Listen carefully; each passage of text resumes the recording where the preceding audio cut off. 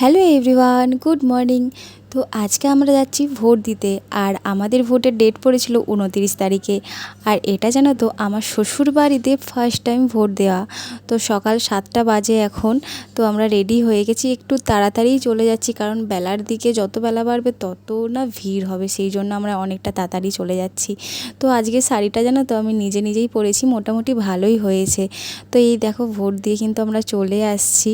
আর আমি তো ভীষণ এক্সাইটেড ছিলাম ভোট দেওয়ার জন্য। আমার মুখের হাসি দেখেই বুঝতে পারছো তোমরা।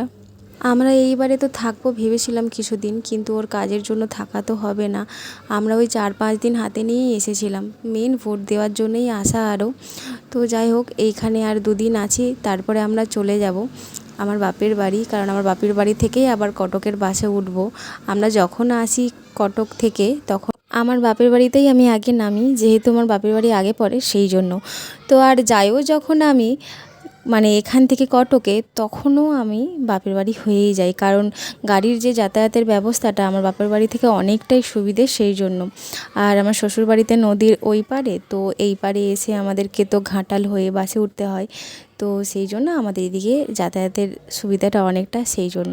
তো চলো, নেক্সট ভিডিওতে খুব শিগগিরই দেখা হচ্ছে। এখনের জন্যে বাই।